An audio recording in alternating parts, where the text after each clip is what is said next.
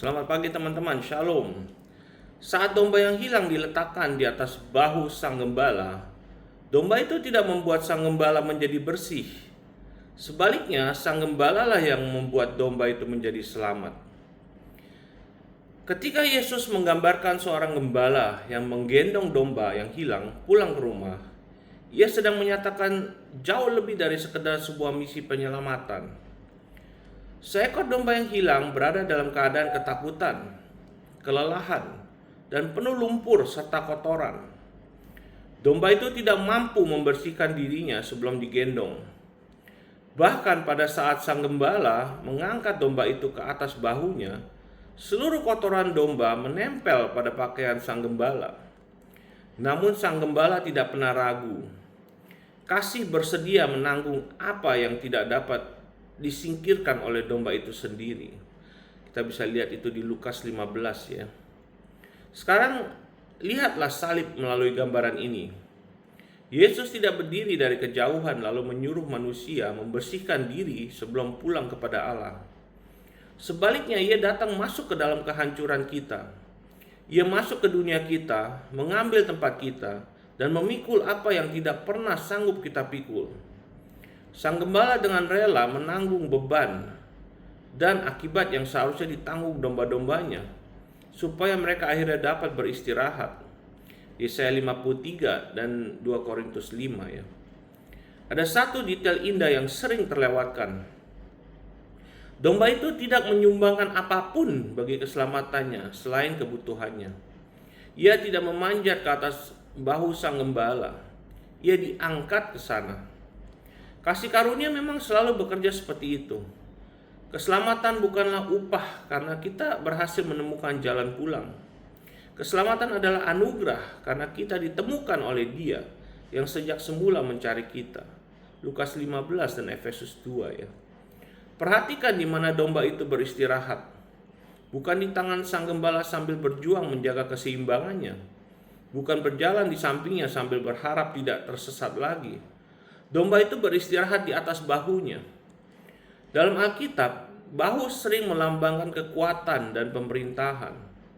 Keamanan domba itu sepenuhnya bergantung pada kekuatan sang gembala, bukan pada kekuatannya sendiri. Injil bukanlah tentang kemampuanmu berpegang kepada Yesus.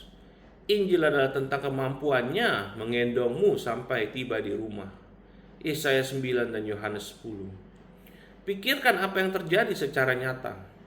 Kotoran domba menyentuh sang gembala, tetapi kesehatan sang gembala menjadi masa depan bagi domba itu. Kotoran itu tidak mengubah sang gembala menjadi najis. Sebaliknya, pemeliharaan sang gembala lah yang mengubah masa depan domba itu. Gambaran ini menunjuk dengan indah kepada Kristus. Dosa kita ditanggungkan kepadanya, tetapi kebenarannya menjadi milik kita. Ia masuk ke dalam keadaan kita supaya kita dapat masuk ke dalam kedudukannya di hadapan Bapa. 2 Korintus 5 dan Galatia 3. Salib adalah gambaran tertinggi dari bahu sang gembala. Yesus memikul lebih dari sekedar kayu salib ketika naik ke bukit. Ia memikul rasa bersalah kita, rasa malu kita, penghukuman kita, dan segala sesuatu yang memisahkan manusia dari Bapa. Ia menyerap apa yang menjadi milik kita supaya kita dapat menerima apa yang menjadi miliknya. Inilah pertukaran agung yang menjadi inti Injil. Yesaya 53 dan 1 Petrus 2. Banyak orang percaya masih hidup seolah-olah mereka harus memanjat ke atas bahu sang gembala setiap pagi. Mereka berpikir bahwa satu hari yang buruk membuat Yesus menurunkan mereka kembali ke tanah. Tetapi perhatikanlah, sang gembala tidak pernah menjatuhkan domba itu karena domba itu kotor. Justru ia mengangkatnya karena domba itu kotor. Alasannya datang adalah alasan yang sama mengapa ia menggendongnya. Lukas 15 dan Roma 5. Ada lagi satu pewahyuan yang indah dalam kisah ini. Sang gembala tidak berhenti di tengah jalan lalu menyuruh domba itu berjalan sendiri untuk sisa perjalanan. Ia menggendongnya sampai mereka tiba di rumah. Demikian pula Yesus bukan hanya pencipta keselamatanmu, tetapi juga penyempurnanya. Dia yang menemukanmu adalah Dia juga yang memeliharamu. Ibrani 12 dan Filipi 1. Hal ini mengubah cara pandangmu terhadap dirimu sendiri. Engkau bukan lagi domba yang hilang, yang didefinisikan oleh lumpur dari masa lalumu. Engkau adalah domba yang telah digendong oleh Sang Gembala.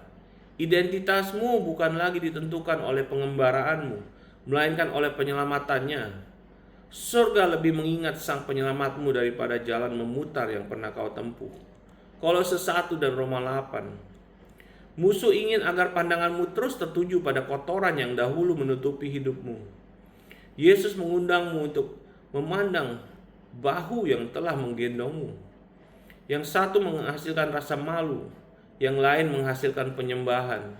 Semakin kau memandang Sang Gembala, semakin kecil daya tarik kehidupan lama yang telah Ia selamatkan darimu.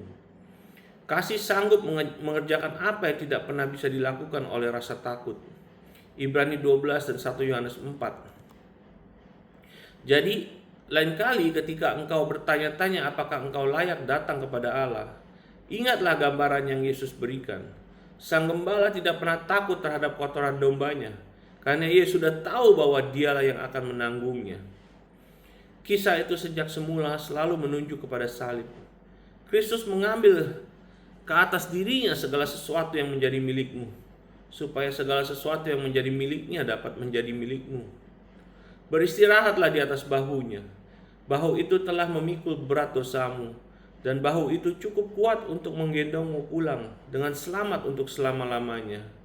Lukas 15, Yohanes 19, dan Ibrani 10. Haleluya. God bless you. Have a great Thursday. And remember, Dia yang menggendongmu. Praise the Lord.